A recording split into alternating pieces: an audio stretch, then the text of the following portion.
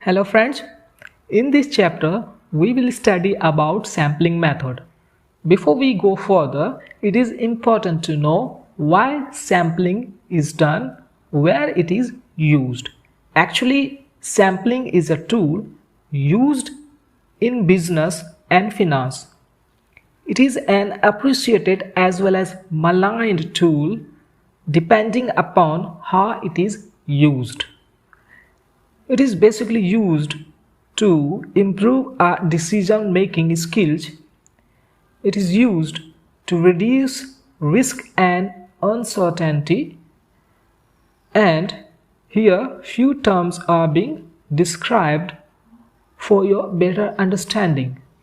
Actually, sample is the subset of population, and samples and populations are described using mean, median, and mode as well as standard deviation.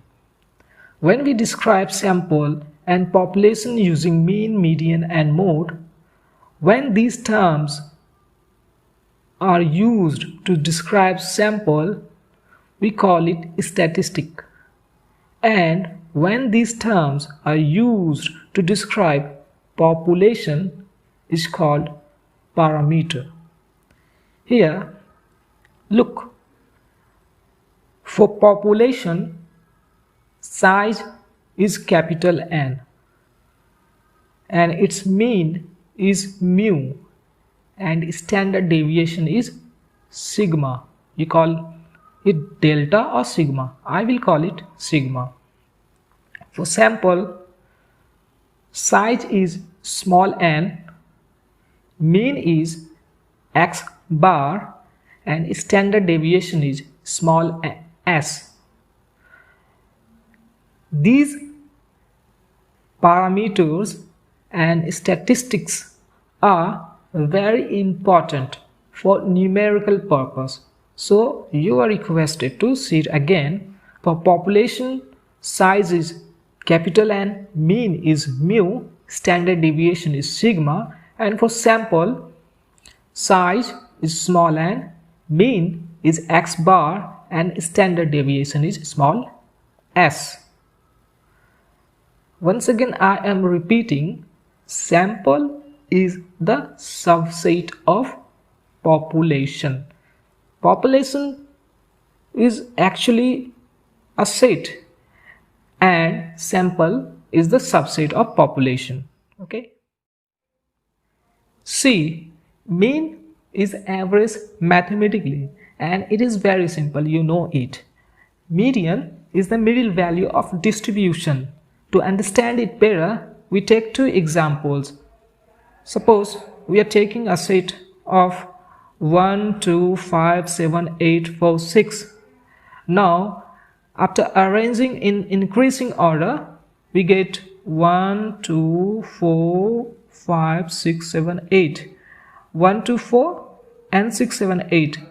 Between them, 5 is the middle value. Okay, so here median is 5. In other set, 1, 5, 2, 8, 7, 2. By arranging it in increasing or decreasing order, we take it in increasing order, we get 1, 2, 2, 5, 7, 8. Now, here we see there is no middle value. 1, 2, 7, 8, 2 and 5, both are the middle value. Then we take both 2 and 5 and get their average. That is 2 plus 5 divided by 2 is equal to 3.5. This is the median. And mode is nothing but it is the value that occurs more frequently in any data set or distribution. To understand it better, let's take an example. Suppose we take a set 1, 2, 3, 3, 2, 2, 5, 6. Here 2 is occurring more frequently. Here 2 occurs 1, 2, 3 times more than any other figure. So here mode is 2. Okay, standard deviation for population is sigma, and for a sample is small s. Okay, standard deviation represents variation of an entity from its expected value. Okay, here we see one formula of standard deviation of population, that is 1 divided by small n under root sigma x minus mu whole square. Okay, this is the formula of standard deviation of population. We will see how it works in numerical part. Before going further, let's see distribution. In a normal distribution, see this figure looks like an inverted bell. When inverted bell icon we see the distribution is symmetrical. Okay, in normal distribution, mean, mode and median are equal. Again, I am repeating, in normal distribution, in symmetrical distribution, mean, median and mode are equal. It is very important. And when there is a little deviation in normal distribution, that is called skewness. Okay, when there is right skew, that is positive skew, just see the figure, inverted bell, and there is a little shift, little deviation in normal distribution in right direction. Okay, this is right skew, and in second figure there is left skew, that is negative skew. Okay, so in positive skew, in right skew, mean is greater than median is greater than mode, and in left skew, that is in negative skew, mean is less than median is less than mode. These are two very important points. Actually, 3 important points I have given for your objective question, that is in normal distribution, mean, mode and median is equal, and in right skew, that is positive skew, mean is greater than median is greater than mode, and in negative skew, left skew, mean is less than median is less than mode. Okay, now we will see sampling method. Here there are basically 4 types of sampling method: judgmental sampling, biased sampling, random sampling and quota sampling. Quota sampling is actually out of syllabus, but for your kind attention, here quota sampling is being mentioned. Quota sampling is basically used when time is limited. Let's talk about judgmental sampling, biased sampling, random sampling. Judgmental sampling is basically based on someone's judgment. It totally depends upon judgment. On the basis of someone's judgment, we take some sample and we do sampling. Biased sampling is actually based on some kind of survey. Suppose the parliament is debating on women's bill, and you are asked to conduct an opinion survey because women are the most affected by women's bill. You go and interview a lot of women in different cities, towns and rural areas of India. Then you report that an overwhelming 95% are in favor of reservation for women in parliament. So you particularly select one particular sample, that is women, and based on the sampling method, you just get the opinion that most of the women are in favor of women reservation. This is one kind of example of biased sampling. And the most important sampling that we must focus on is random sampling. Okay, random sampling are of 4 types: simple random, systematic sampling, stratified sampling, and cluster sampling. Simple random sampling is of 2 types, that is with replacement and without replacement. When simple random sampling is done with replacement, then probability remains constant. It is very important. I am repeating again. When simple random sampling is done with replacement, then probability remains constant, and when it is done without replacement, then probability increases, and when it is done without replacement, probability increases. It is very important for your examination point of view. When simple random sampling is done with replacement, probability remains constant, and without replacement, probability increases.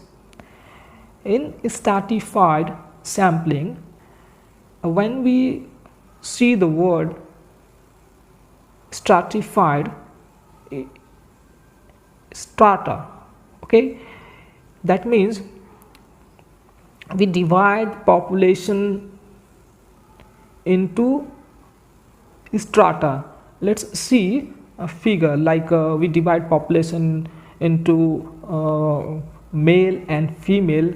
Male is one strata and female is other strata. So here population is divided into strata in stratified sampling. In cluster sampling, or we can say the block sampling, population is divided into cluster.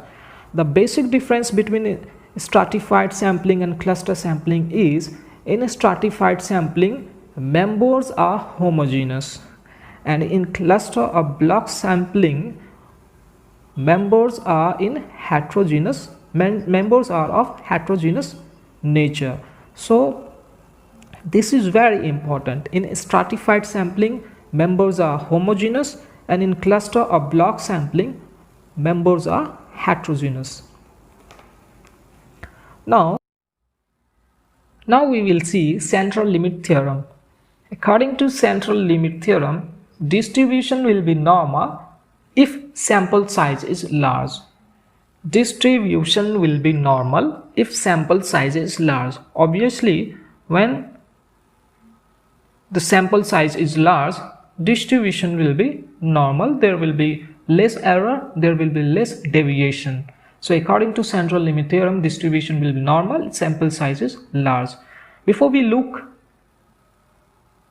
numericals based on sampling method, let's see important formulae, and we will work out using these formulae for numerical standard deviation.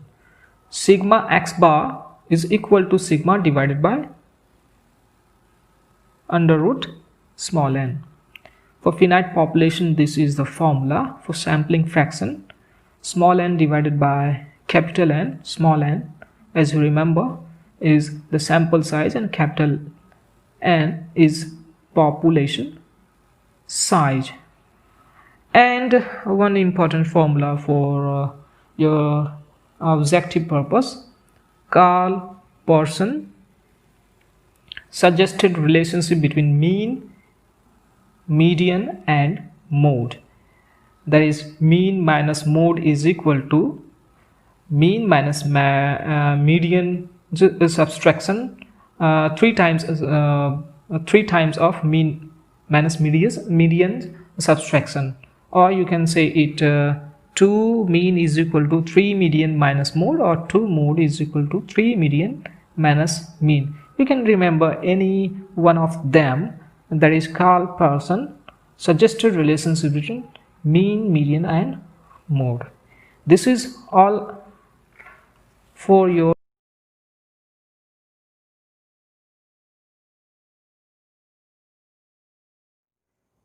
Hello friends, in this chapter of sampling method, we will see few of the numericals based on sampling method.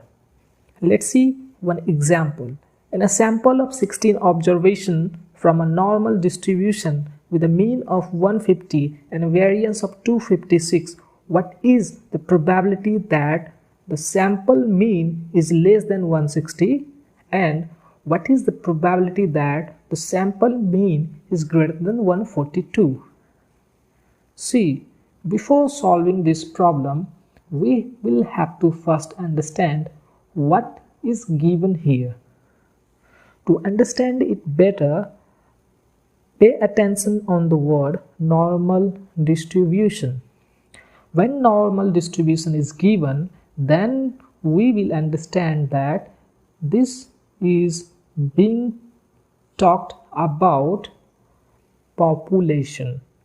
That means normal distribution is the distribution of the population, and when the distribution of population is given, then here the mean 150, that is mu 150 is given, and x bar, as we know, x bar is the sample mean. So here x bar is the sample mean 160. Here n is 16 and variance is 256. And when variance is given, we will have one formula, that is sigma is equal to square root of variance. Here sigma is equal to 256 square root, and by calculating we get sigma 16. And we also know one formula, that sigma x bar is equal to sigma divided by square root of n, that is 16 divided by under root 16, 16 divided by 4, and finally we get sigma x bar is equal to 4. We have also one formula of z. Z is equal to x bar minus mu divided by sigma x bar. Here mu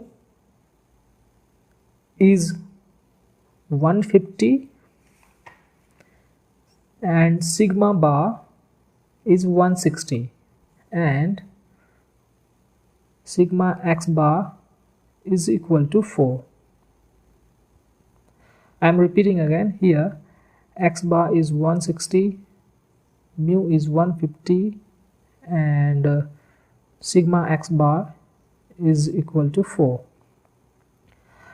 By putting these respective values on respective places, that is 160 minus 150 divided by 4, we get the value of z, 2.5. Now to know the value of z, we will have to go and see the probability table of z factor. There we see the probability, there we see the value of z factor in probability table for 2.5 is 0.4938. Now friends, pay attention on this figure. Here normal distribution is given, okay, and in normal distribution we know mean, mode and median are all equal.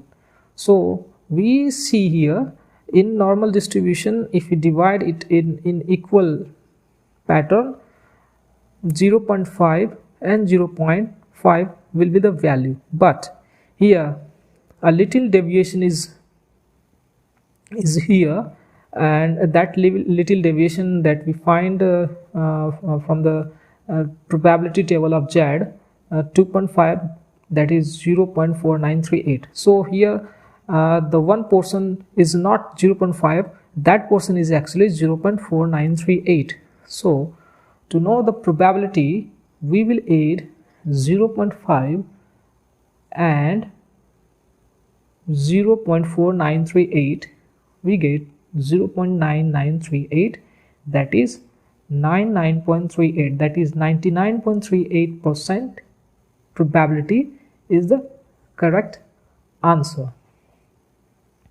Now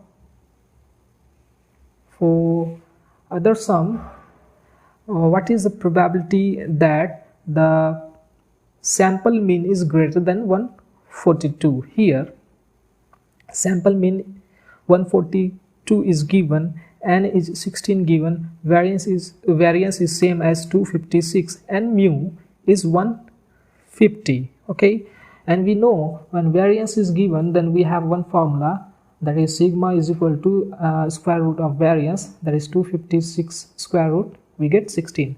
And the same value and in the same manner we have also one formula, sigma x bar is equal to sigma divided by square root of n. There we get the value 16 divided by the square root of 16, that is 16 divided by 4. 4 is the answer for sigma x bar. And we know we have also one formula, Z is equal to x bar minus mu divided by sigma x bar. Here x bar is 142, mu is 150, and sigma x bar is 4. Then we get the value minus 8 divided by 4, that is minus 2. We will ignore here minus, so we get the value of Z 2. Now from the probability table we will get the value of Z for the value 2. From the Z table we get the value of 2.0, that is 2, 0.4772. Now see friends, here one figure given here. As we say, this is the normal distribution, and in normal distribution mean is equal to mod is equal to median. So here in normal distribution, if we equally divide, this portion will be 0.5, 0.5, but here this is a little deviation here.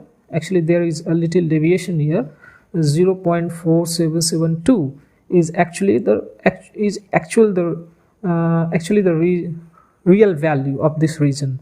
So we will calculate by adding 0.5 to 0.4772, that is we get the value 0.9772. That means 97.72 is the correct answer.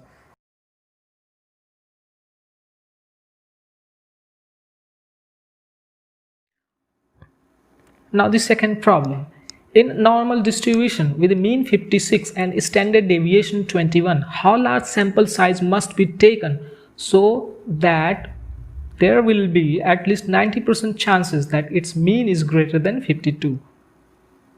As we know, normal distribution is given for population, and so for a normal distribution with mean 56, that is mu is 56 here, standard deviation is 21, so sigma is 21 here. How large sample must be taken? So here sample size is being talked about, so here small n we have to find out, and probability is given here, that is p is 90% and its mean is greater than 52. Its mean, that means samples mean as we know is sigma bar. Here sigma bar is given 52. So we have been given here mu is equal to 56, sigma is 21, probability is 90%, and x bar is 52. 90% chances mean 0.9. Now just see the figure here. Probability is 90%, and if we divide using normal distribution, we know when we divide it equally, then the range will be 0.5 and 0.5. Since the probability is 0.9, so one portion is 0.5, the other portion is 0.4 obviously, so we get 0.4 here. Now since we know 0.9 is the total distribution and one part is 0.5, then other part must be 0.4. Now we will see the reverse value of Z factor using probability table. Reverse value of 0.4, that means for 0.4000 we will get the value of Z from probability table of Z factor 1.29, and in annexure it is given there. Just go and look your annexure given in the book. Okay, since we know the formula, Z is equal to x bar minus mu divided by delta x bar. Here we have to find n, and how do we find n? Since we know delta x is equal to sigma x bar is equal to sigma divided by under root n. Okay, by using that formula we get Z is equal to x bar minus mu multiplied by square root of n divided by sigma, and through that we know we have square root of n is equal to Z multiplied by sigma divided by x bar minus mu. By putting the respective value, we get the value of square root of n is equal to 6.77. By squaring both the sides, we get the value of n 45.83. so here the sample size is 45.83.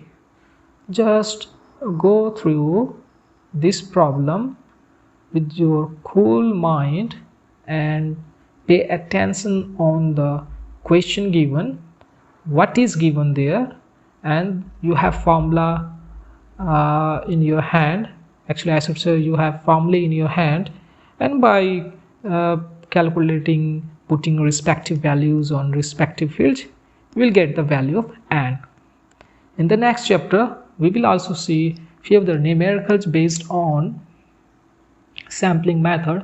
Hope you must have enjoyed and understood two problems just we have seen. Thank you.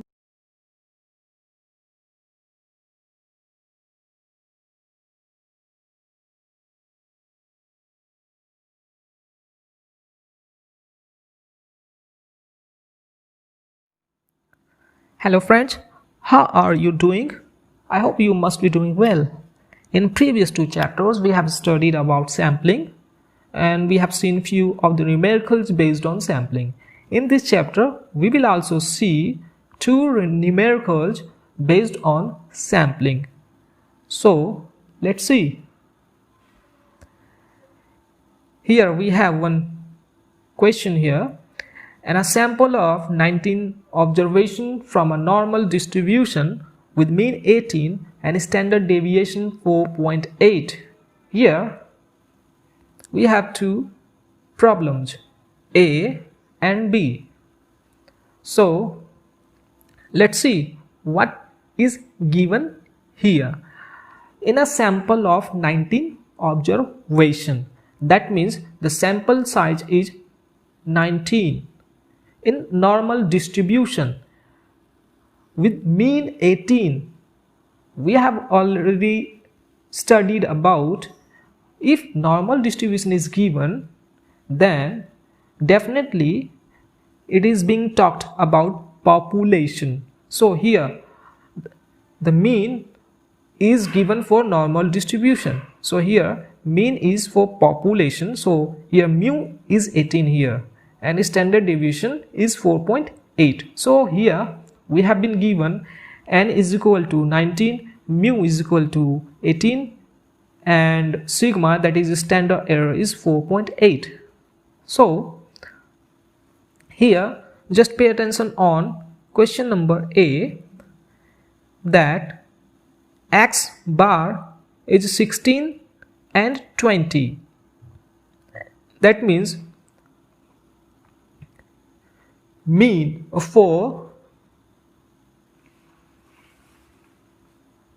for sample is 16 and 20.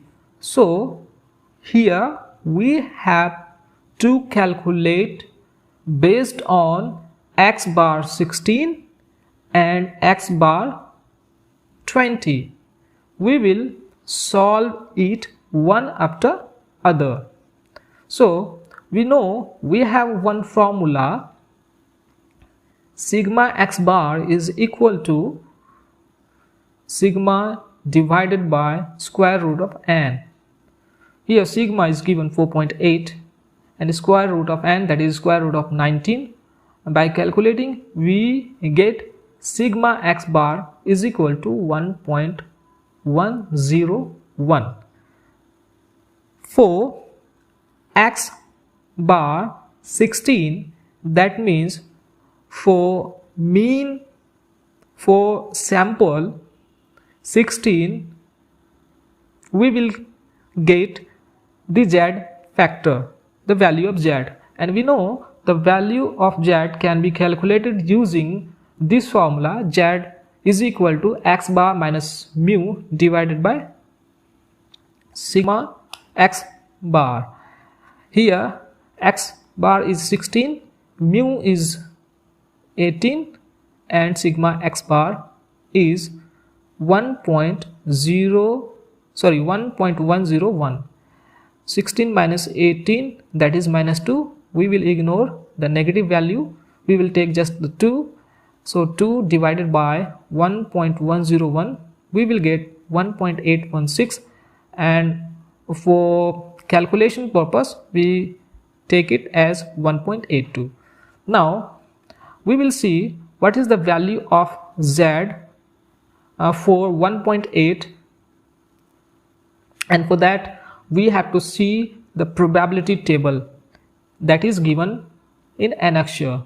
There you will get the value of z for 1.82 as per probability table is 0.4656. Similarly, as we have calculated for x bar 16, in the same way we will calculate for x bar 20. The calculation is same. Here x bar is 20 and mu is 18 and sigma x bar is same as 1.101. We will get the same value 1.82 for z, and for as per the probability table z value of z for 1.82 is 0.4656. Hence for getting the answer we will have to add both 0.4656 and 0.4656 for x bar 16 and x bar 20 respectively. We will get 0.9312. So the final answer is 93.12. So this is the whole calculation for A. And for the same problem as given below for B, calculation is same, answer is same. So do not worry about, as we have solved the A, the answer of B is same. We can calculate B as similar as A. So answer of B is similar, that is 93.12. Now let's see one other problem. In a normal distribution with the mean 375 and standard deviation 48, how large a sample must be taken so that there will be at least 0.95 probability that sample mean falls between 370 to 380. Here normal distribution is being talked about, and we know in normal distribution population is always considered. So here for population mean is 375, so here mu is 375 and standard deviation is 48, so here sigma is 48 and probability is given 0.95, and for mean for sample mean is x bar 370 and 380.